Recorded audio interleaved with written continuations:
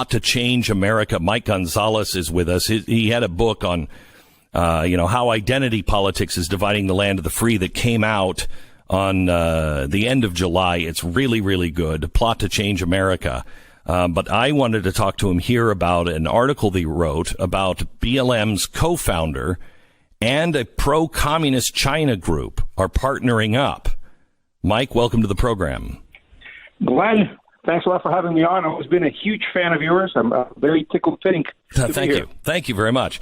So, Mike, tell me about, this people are going to deny and say this is not happening, but this is exactly what...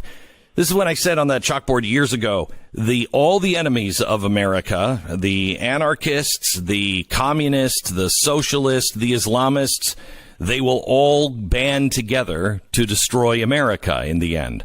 We're seeing it. This is a great example. Tell me what's happening. So, first of all, it's undeniable. I quote them. I make it a practice, Glenn, to quote the left. In my book, The Plot to Change America, I quote leftist sources like 80% of the time. They usually lay it all out. Yes. Sometimes they're hard to parse because they think that if they use big words, we will not understand them. Right. But I quote them, so there's no misunderstanding here. I quote the website of the Black Futures Lab, which is one of the many ventures of Alicia Garza. Alicia Garza is the founder of Black Lives Matter, the organization. And let's make this very clear from the beginning. The sentiment of Black Lives Matter, there's nothing wrong with it. We all agree with this sentiment. Black lives do, of course, indeed matter. It is the organizations themselves that have been founded by three women who are Marxist, and they say they're Marxist. Oh, yeah. They say they're trained Marxist. Mm-hmm. Alicia Garza is probably the main one in the sense that she has the greatest media profile.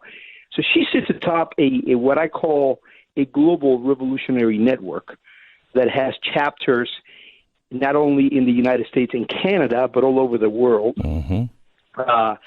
And one of her many assets is the Black Lives Matter Global Network, which is probably the main organization. That she founded that, and she leads it. She also had gathered together the movement for Black Lives, and this other asset that she has, the Black Futures Lab.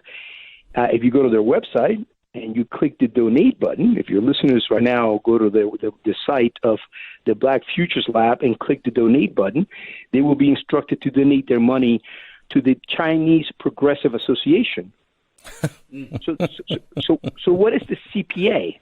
The CPA, and the website says very clearly that the Black Futures Lab is a fiscal project, is a financial project of CPA. And what does CPA do? CPA from the beginning has been a partner of the People's Republic of China.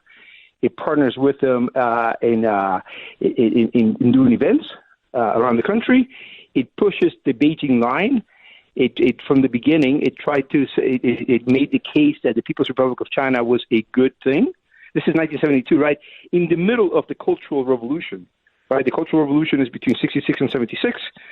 So CPA is created in 72 in the middle of the Cultural Revolution to push the line of the CCP, the Chinese Communist Party. And one can only wonder why what we see today resembles so much the Red Guard actions of the Cultural Revolution. So I want to read to you now what it says, because I just opened it up. Black Futures Lab is a fiscally sponsored project of the Chinese Progressive Association. I just went to the website. I'm reading it myself. CPA is a 501c3 tax-exempt organization. Tax identification number is this. So it's important. Again, Black Futures Lab on their own website is a fiscally sponsored project of the Chinese Progressive Association. It is, you can't get any more clear that these are enemies of the state.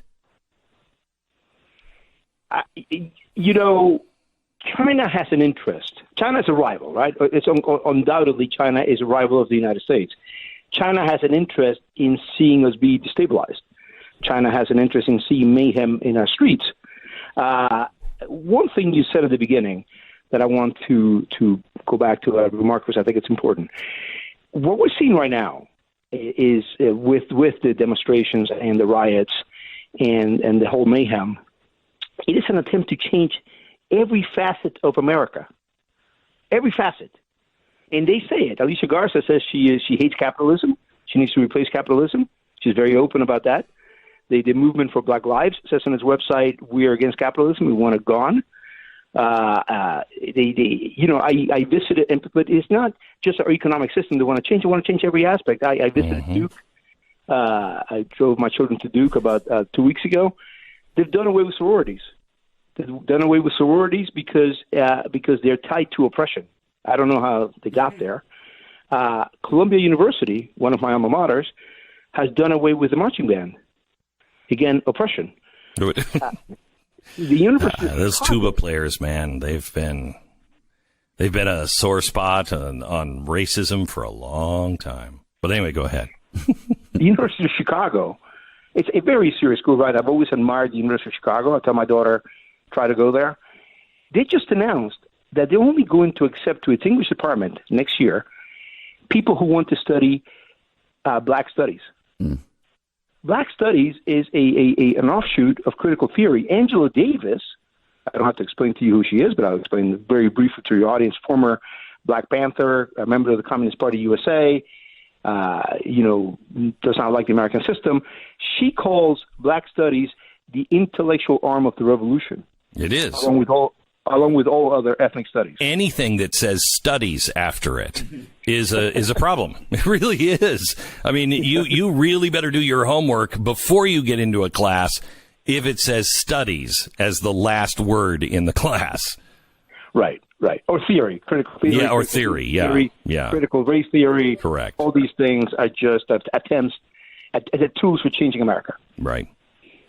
So, Mike, I thank you so much for your work on this and so much more. Please, if you have more information on other aspects, please let me know right away, because exposing this is the first step of collapsing it. Just people knowing that Black Lives Matter is now partnering with a pro-communist Chinese group.